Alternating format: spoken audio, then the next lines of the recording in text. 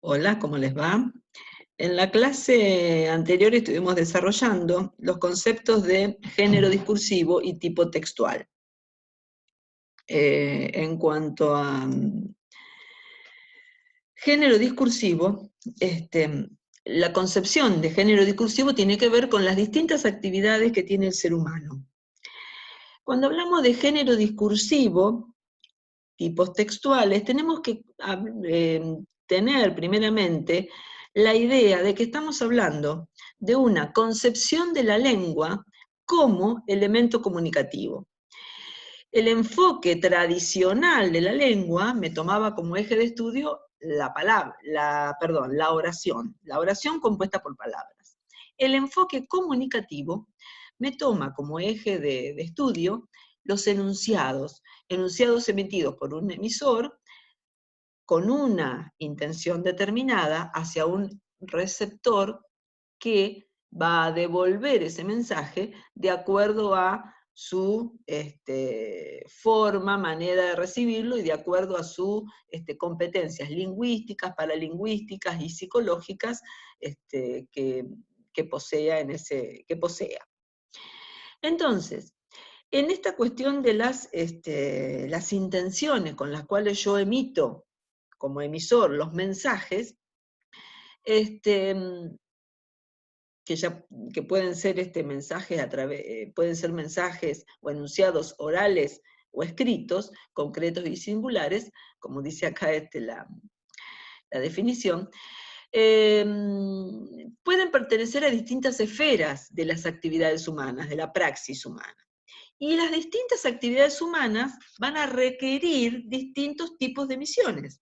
Por ejemplo, si yo solicito trabajo, puedo utilizar una carta de presentación, puedo realizar un currículum vitae formato papel, puedo llevar personalmente ese currículum y pedir una entrevista con el gerente de recursos humanos de la empresa, o la empresa puede seleccionar mi currículum enviado previamente por un correo electrónico y realizarme una entrevista. Entonces son distintos géneros que surgen de las distintas actividades y de distintas situaciones comunicativas, pero en las cuales siempre va a haber un emisor y un receptor, en las cuales la lengua va a ser utilizada para cumplir determinada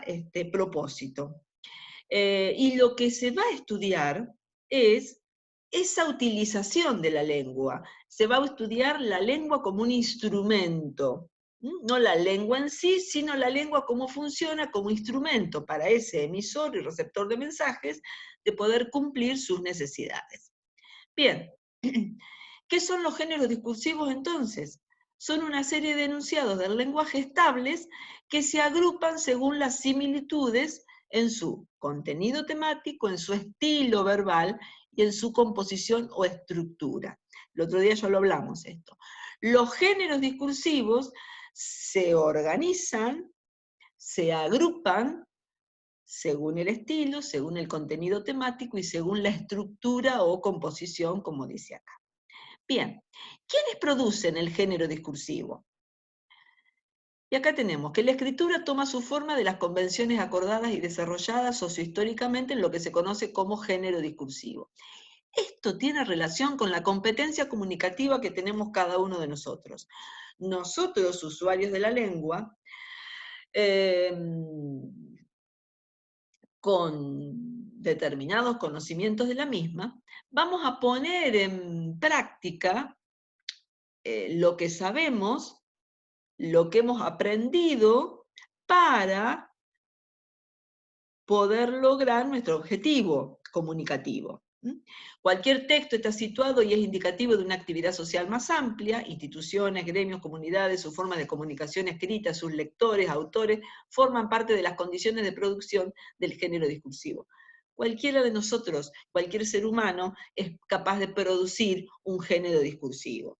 Pero el género discursivo tiene que ver en una cuestión más amplia, social, y determinado por por semejanzas en el estilo, el contenido y la estructura. Bien, los géneros discursivos decimos que son dinámicos porque son formas que no se estabilizan, sino que con el uso de la lengua misma es una cuestión activa. Como va cambiando, como va modificándose, con eso también se modifican los géneros discursivos.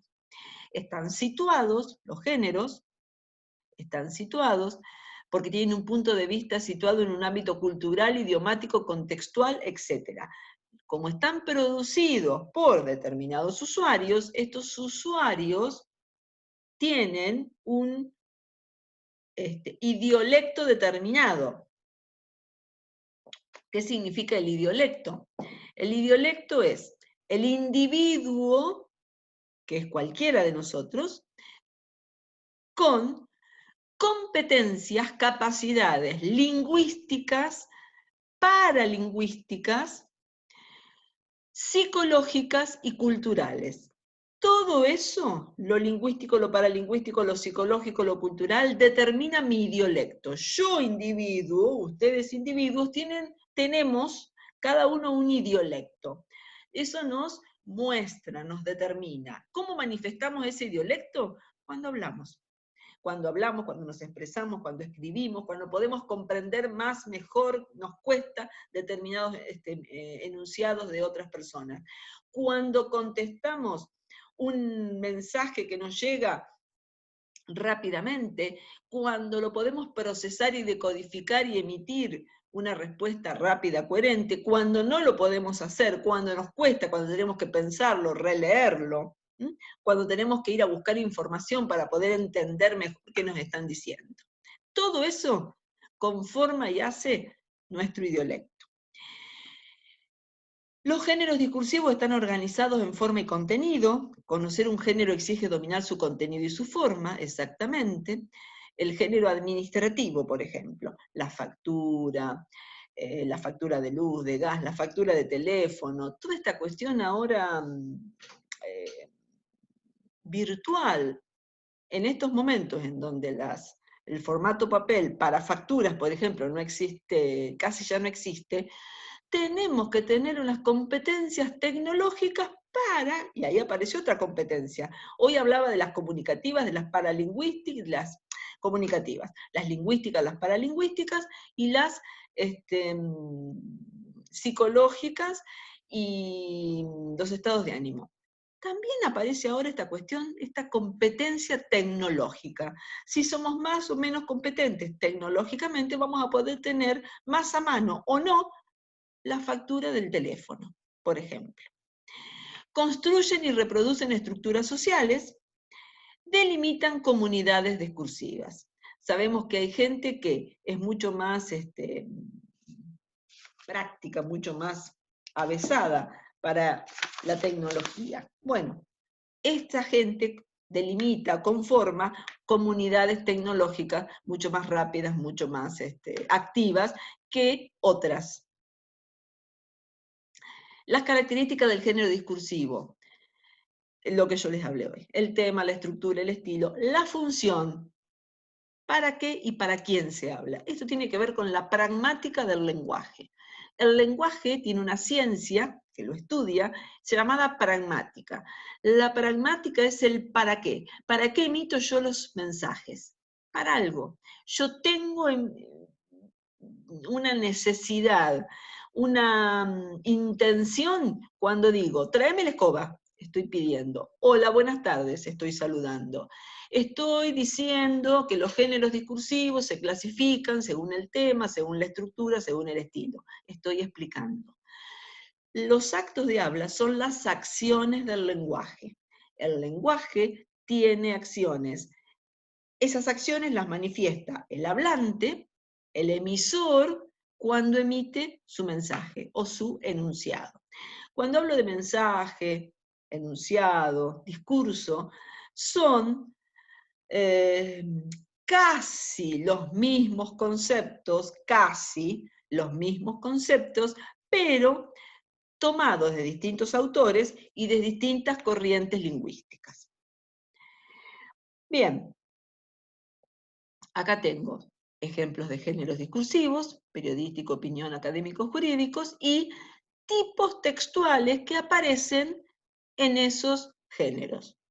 Y, bueno, acá hablaba de la clasificación, ¿no? Los géneros se clasifican en primarios o simples y secundarios o complejos. Los géneros primarios simples, como la misma palabra lo dice, son los simples, lo inmediato, el saludo, el diálogo, la narración,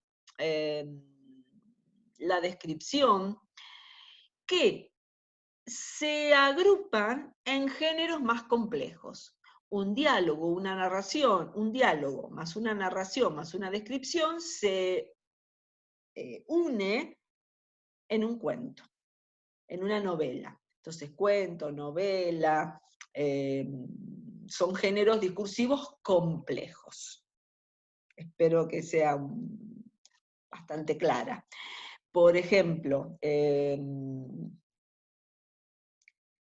acta es el género discursivo simple.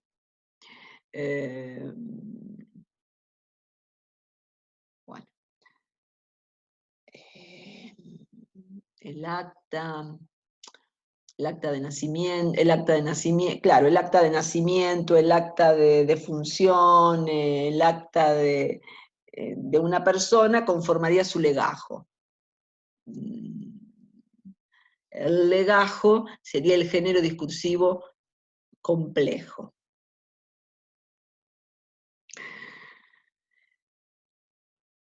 Para que nos quede clarito, el género primario, simple, es el inmediato, el concreto, y el complejo o secundario es aquel que se conforma con varios géneros discursivos simples.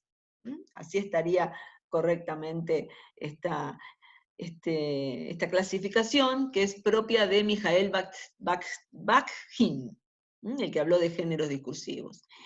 Y de los géneros discursivos, cuando hablamos de que el género discursivo lo podemos obtener a través de agrupar textos que tengan una misma estructura, la estructura tiene que ver con esto de clasificar los textos. Y vuelvo a lo que decía hoy. Género discursivo, clasificación de textos, son enunciados que dependen de distintos estudios que se han hecho en la lingüística. Ahora, hablando de clasificación de textos, tengo a Werlich, que es un lingüista que estudió y propuso 5 tipos textuales, teniendo en cuenta los datos del contexto extralingüístico y las estructuras de las oraciones. Werlich sostiene que la forma de los textos está en estrecha relación con procesos de categorización de la realidad por medio del pensamiento. O sea que él asocia lo cognitivo con los tipos textuales. ¿Por qué va a decir esto Werlich? Va a asociar lo cognitivo con tipos textuales. Porque un tipo textual es, por ejemplo, la narrativa. Entonces él dice, cuando el individuo que emite un mensaje va a contar lo que sucede, o lo que le va a contar lo que sucedió, lo va a hacer a través de un tipo textual determinado que va a llevar verbos en pretérito perfecto simple, circunstanciales de tiempo, como siguiendo y después, luego, modalizadores que van a dar sensaciones de anticipación o no del tiempo en lo que cuenta.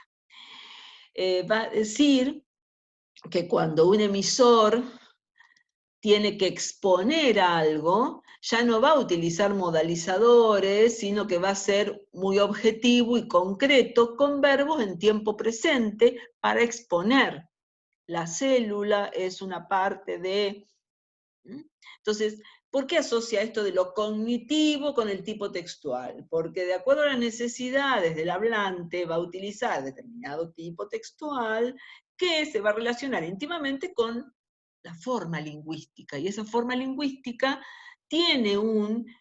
se corrobora con una necesidad cognitiva de describir, narrar, que ojo, ahí está el acto de habla, describir, narrar, exponer, argumentar o dar directivas. Previo a esto, va a clasificar los textos en ficcionales y no ficcionales. ¿Qué se entiende por ficción? Aquello que parece real, pero no lo es. Y lo no ficcional, aquello que es real. Una noticia periodística, leída en el diario o escuchada en la radio, es algo real. Todo lo que nosotros estamos escuchando hoy, de los cantidad de fallecidos y por el coronavirus, en Italia, en España, en Argentina, los infectados que día a día van apareciendo en Argentina, son hechos reales. Eso es un texto que es real, es no ficcional. Ahora, si yo voy a relatar las vicisitudes que puede padecer un enfermo de coronavirus para cruzar la frontera, y lo hago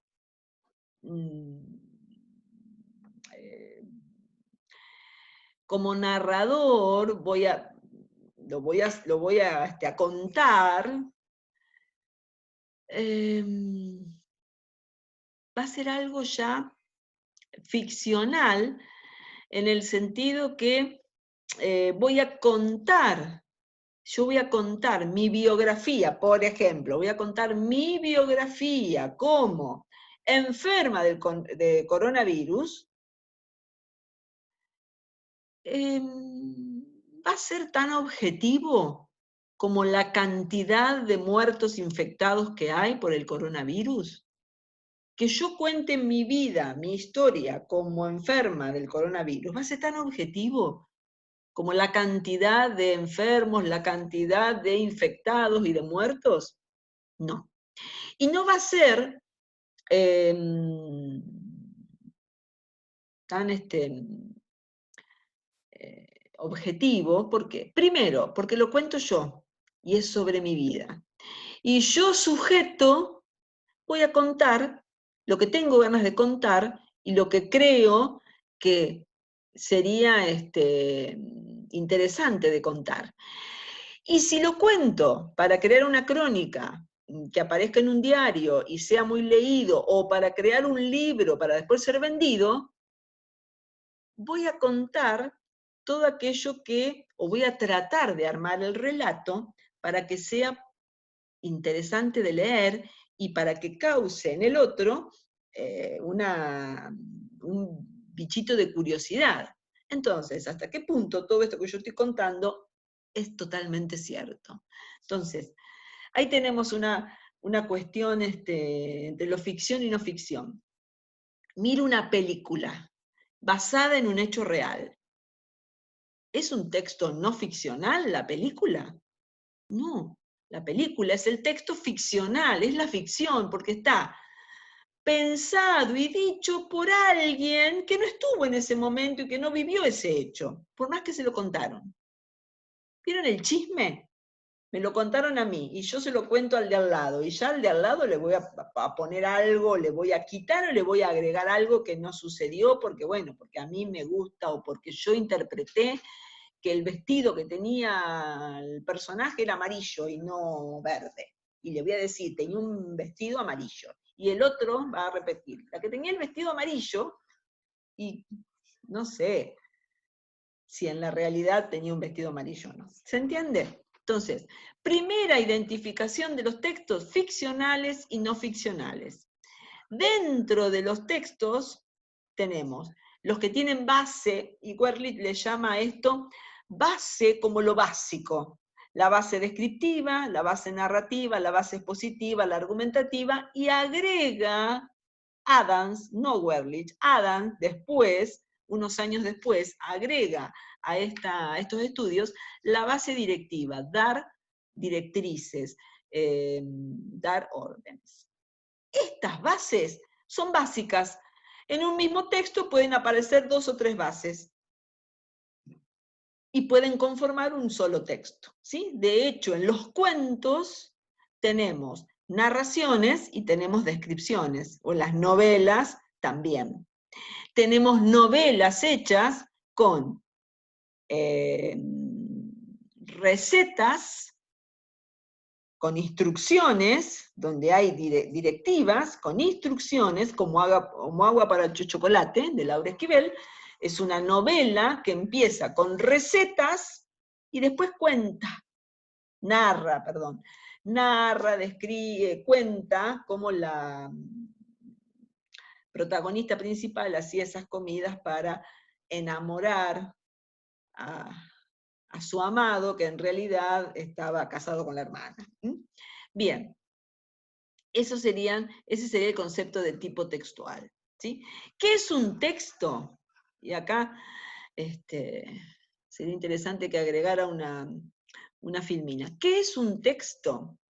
Un texto es una emisión de una serie de oraciones que desarrollan un tema con coherencia, con cohesión y adecuado a la situación comunicativa. Eso es un texto. Desarrolla un conjunto de oraciones que desarrolla una idea, una temática determinada, con una intención determinada, un acto de habla único, exclusivo, general, que tiene coherencia, cohesión y está adecuado a la situación comunicativa. Pero bueno, ya lo vamos a trabajar más adelante. Y acá tenemos los ejercicios, que espero que los puedan entender y puedan realizar las actividades. Acá tenemos el cuadrito, resumen de géneros discursivos. Fíjense, hay tantos géneros discursivos como actividades humanas. Y esto también tiene que ver con distintas bibliografías. Pueden aparecer más géneros discursivos en otras bibliografías, pero, digamos, generalizando, estos serían los más representativos. Y fíjense la infinidad que tenemos de tipos textuales. Muy bien, espero que haya sido que lo hayan entendido fácilmente.